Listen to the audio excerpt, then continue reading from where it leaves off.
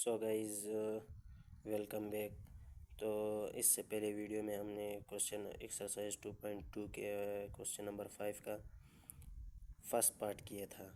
तो अब हम सेकंड पार्ट सॉल्व करते हैं कि ए बी सी और 1 minus 3 2 minus 3b 3 minus 3c और 4 5 6 ये हमारे पास इक्वल ए बी सी 1 2 3 और 4 5 6 ये दो डिटर्मिनेंट है जो आपस में इक्वल है। तो हमें इसे सॉल्व करना है कि ये कैसे एक दूसरे के इक्वल हो सकते हैं। तो चले गाइस, हम इसे सॉल्व करने की कोशिश करते हैं। तो सबसे पहले हम सॉल्यूशन से स्टार्ट करते हैं।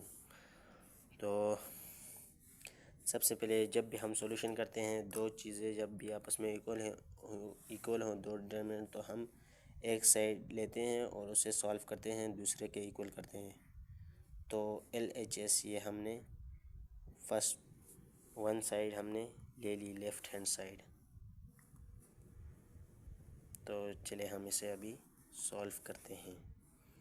LHS हमने ले ली, तो इसको हम लिख लेते हैं कि हमने ये वाली साइड ले ली है। A B C और 1 माइनस 3A और 2 माइनस 3B 3 माइनस 3C और 4 5 6। सो गाइस, तो ये हमारे पास आप देख सकते हैं कि ये हमारे पास सेकंड रो में दो एलिमेंट्स हैं। तो इसको हम अलग भी करके लिख सकते हैं, मतलब इसका हम दो डिटर्मिनेंट बना सकते हैं। तो चले हम इसके दो डिटर्मिनेंट बनाते हैं।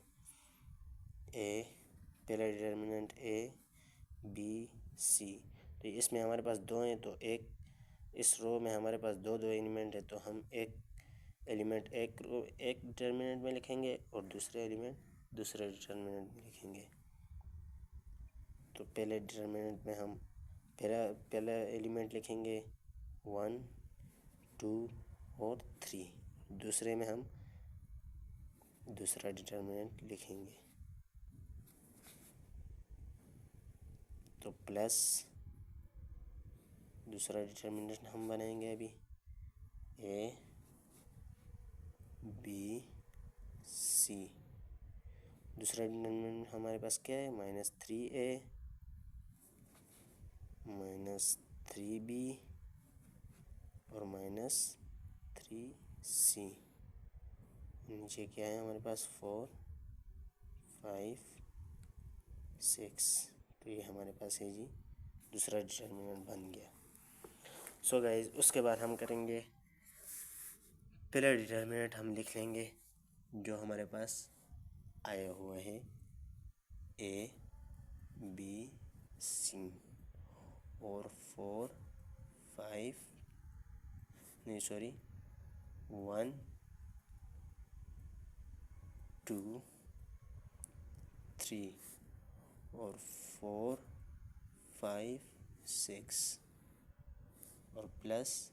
तो यह आप भी देख सकते हैं कि ये जो हमारे पास सेकंड रो है, सेकंड रो में हमारे पास जो एलिमेंट है इसमें हमारे पास 3 कॉमन है। माइनस 3 जो है ये हमारे पास कॉमन है, तो इसको हम कॉमन ले सकते हैं।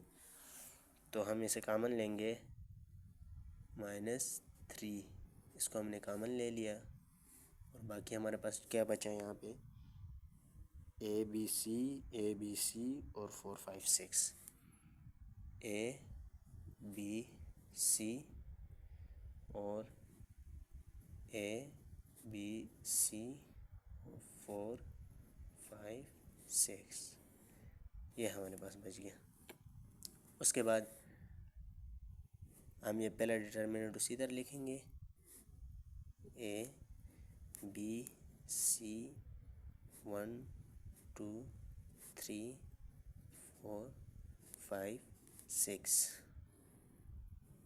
और गाइज़, अगर आपको याद हो, अगर बुक देखी हो, तो बुक में हमारे पास एक प्रॉपर्टी है जिसमें लिखा गया है कि जब भी किसी भी डिटर्मिनेंट में दो रोज़ अगर सेम हो तो वो डिटर्मिनेंट हमारे पास ज़ीरो हो जाता है।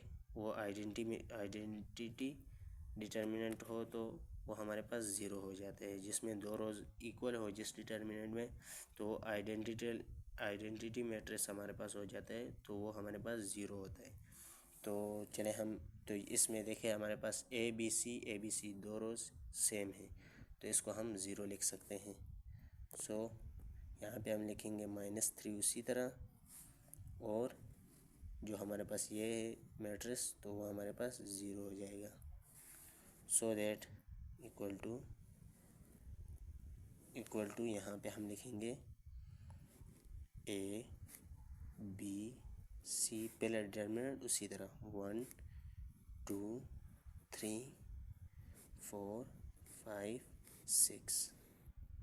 तो ये जब हम ज़ीरो को इससे मल्टीप्लाई करेंगे तो ये आल टू आल ज़ीरो हो जाएगा। तो हमारे पास जो आंसर आएगा वो ये आंसर जो है वो ये है ABC 1 2 3 4 5 6, ये हमारे पास आंसर है। तो सो गाइज आप देख सकते हैं कि ये हमारे पास आ गया LHS। तो LHS हमारे पास आ गया, तो RHS जो हमारे पास मौजूद है वो भी ये ABC 1 2 3 4 5 6, और ये भी हमारे पास LHS जो है वो भी ABC 1 2 3 4 5 6, तो ये इक्वल है। तो हम लिख सकते हैं this is equal to RHS। So that, तो नीचे हम लिखेंगे यहाँ पे सो दैट